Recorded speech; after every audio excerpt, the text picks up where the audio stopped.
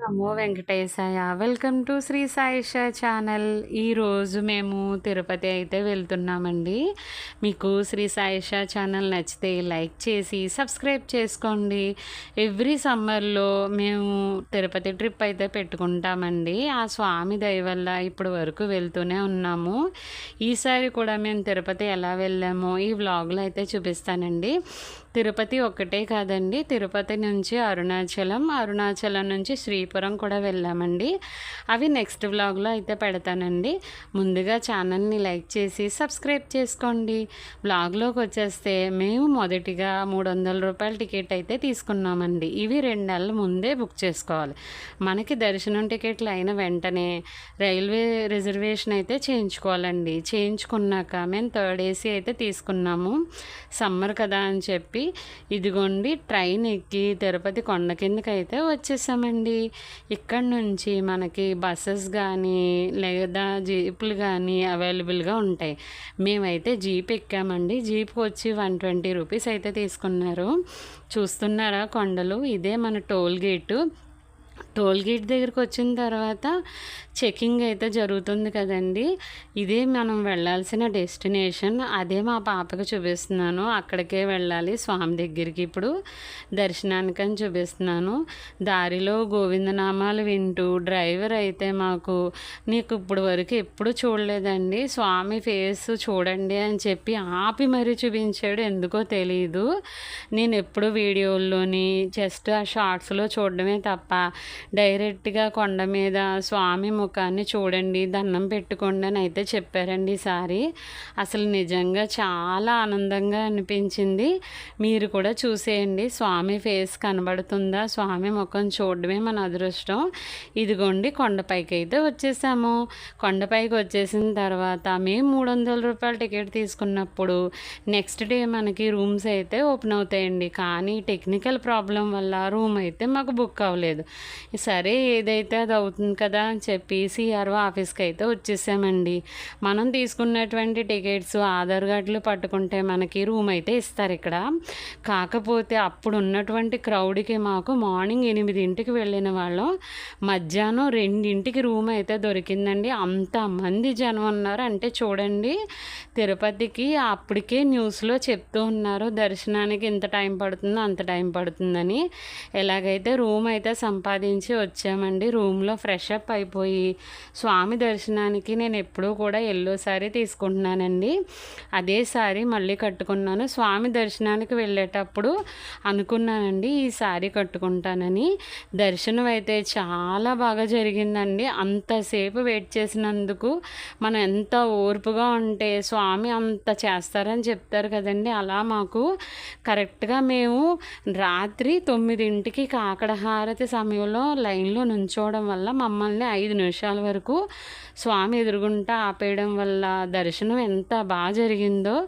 Next day ఇంకా fresh up అయిపోయి room బయటకు వచ్చి టీ అయితే తాగుతున్నానండి. అక్కడ కొంచెం టిఫిన్ అది ఉంటే మా హస్బెండ్ టిఫిన్ చేస్తున్నారు. సరే ఇంకా పైనుంచి అంటే కొండపై నుంచి కిందకి వెళ్ళాలి. మళ్ళీ అక్కడి నుంచి మేము అరుణాచలం అయితే ట్రైన్ ఎక్కాలండి. అందుకోసం అని చెప్పి నాకు వామిటింగ్ సెన్సేషన్ ఉంటుందని నాకైతే వద్దని చెప్పాను. ఇంకా మేము దారిలో వెళ్తుంటే భగవద్గీత పార్క్ అయితే ఉందండి. మాకు ఇచ్చిన రూమ్ వచ్చేసి జిఎన్సి అనమాట. ఈ జిఎన్సి పక్కనే భగవద్గీత పార్క్ అయితే ఉంది. ఒకసారి 2-3 ఫోటోలు దిగుదాం కదా అని చెప్పి అలా లోపలికి వెళ్ళి జస్ట్ ఒకసారి చూడాలనిపించిందని. నిజంగా మొక్కలు మెయింటెనెన్స్ కానీ ఆ పార్క్ని కానీ చూస్తుంటే రాత్రి దర్శనం ఒకటి చాలా బాగా జరిగింది. ఆనందంలో ఇంకా సంతోషంగా తిరగాలనిపించిందండి. ఇక్కడ నుంచి రూమ్కి వచ్చేసి రూమ్ నుంచి లగేజ్ అయితే తీసుకున్నామండి. లగేజ్ అది సర్దేసుకొని రెడీ అయితే అయిపోయాము. ఇంకా కొండ కిందకి వెళ్ళాలి కదా అని చెప్పి పార్క్ నుంచి అయితే వచ్చేసామండి. లగేజ్ అది తీసుకొని రూమ్ కీస్ అయితే మనం ఆఫీస్లో అప్పచెప్పేస్తే ఇది వచ్చేసి మాకు 50 రూపాయలండి. జిఎన్సీది 50 రూపాయలు అయితే పడింది అయిపోయింది రూమ్కి. అసలు ఆ టైంలో ఆ రూమ్ దొరకడమే ఎక్కువండి.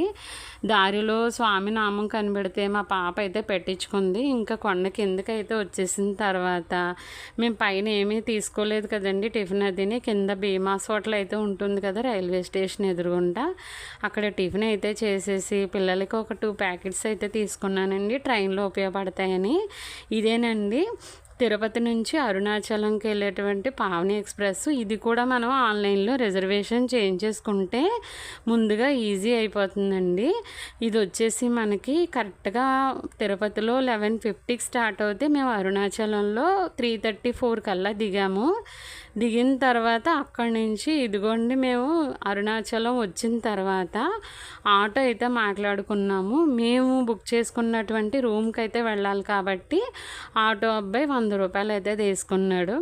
అక్కడి నుంచి మేము రూమ్కి అయితే స్టార్ట్ అయిపోయామండి. ఇదే మేము ఉండబోయే రూము. ఇది తమిళనాడు గవర్నమెంట్దండి. మనం యాత్రి.com అనే యాప్ని కనుక డౌన్లోడ్ చేసుకుంటే ఇది కూడా మనం ఆన్లైన్లోనే బుక్ చేసుకోవచ్చండి. ఈ రూమ్ కూడా ఇది వచ్చేసి రెస్టారెంటు. ఈ రూమ్స్ది ఎదురుగుంటానే మనకి హోటల్, అంటే ఇది రెస్టారెంటు, దాని ఎదురుగుంటా ఉన్నది మనకి బ్రేక్ఫాస్ట్ కానీ నెక్స్ట్ మధ్యాహ్న భోజనం అంటే ఏదైనా స్నాక్స్ అవి దొరుకుతాయి అన్నమాట. ఇది వచ్చేసి మాకు వేరే బ్లాక్ ఇచ్చారు. ఆ బ్లాక్ వైపు వెళ్ళి రూమ్కి అయితే ఫ్రెష్ అప్ అయిపోయి స్వామి దర్శనానికి వెళ్దాం కదా అని చెప్పేసి మేము ఇంకా నడుచుకుంటా రూమ్ దగ్గరికి అయితే వెళ్తున్నామండి. ఇదే రూమ్ అనమాట, చాలా బాగుంది. ఫ్రెష్ అప్ అయిపోయి ముందు స్వామి దర్శనానికి అయితే వెళ్ళిపోవాలి కదా అని చెప్పి క్యాంటీన్కి వచ్చి నేనైతే ఒక టీ తీసుకున్నానండి. పాప బాబుకి ఐస్ క్రీమ్ అయితే ఇప్పించాము. ఇంక ఇక్కడ నుంచి స్టార్ట్ అయిపోయి గుడి దగ్గరికి అయితే వెళ్ళిపోయాము. అంటే మనకి మెయిన్ గేట్ దగ్గర స్వామి దర్శనం దగ్గర నుంచి స్టార్ట్ చేసి గిరి ప్రదక్షిణ చెయ్యాలి. కానీ మేము ఏమనుకున్నాం అంటే చిన్నపిల్లలతో ఉన్నాం కాబట్టి నడిచి వెళ్తే కష్టమేమో అని చెప్పి ఆటో అయితే మాట్లాడారు. మాకు మొత్తం అలా 1000 రూపాయలు అయితే అడిగారండి. కానీ 800కి అయితే ఒప్పుకున్నాడు. మొత్తం అన్ని లింగాలు చూపించారు. కరెక్ట్గా మేము ఎందుకు ఆటో ఎక్కామో తెలియదు కానండి, మనకి ఏది జరిగినా మంచిగా అంటారు కదా. వరుణలింగం స్టార్ట్ అయ్యే టైంకి మీరు నమ్మరు, ఫుల్ వర్షం అండి. చూస్తున్నారా గుడి అంతా కూడా ఫుల్ నిండిపోయింది. అసలు మేము అప్పుడు అనుకున్నాం అసలు కరెక్ట్గా ఆటో ఎక్కాము కాబట్టి స్వామి దర్శనానికి రీచ్ అయ్యామేమో, నిజంగా అదే నడకదారిని వెళ్ళుంటే స్వామి దర్శనం మిస్ అయిపోదుమేమో అనిపించింది.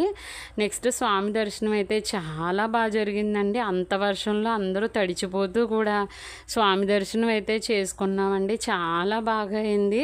అరుణాచలేశ్వరుడు అంత ఈజీగా కరుణించడు కదండి. అయితే ఇక్కడ కూడా మాకు దర్శనాన్ని చాలా బాగా ఇచ్చారు. ఆ సంతోషంతో రూమ్కి అయితే వచ్చేసామండి. నైట్ అంతా పడుకొని మార్నింగ్ మళ్ళీ మేము స్టార్ట్ అవ్వాలి శ్రీపురానికి అని చెప్పి మళ్ళీ రెడీ అవుతున్నామండి. ఆ వ్లాగు నెక్స్ట్ దాంట్లో రిలీజ్ చేస్తాను. థ్యాంక్ యూ అండి.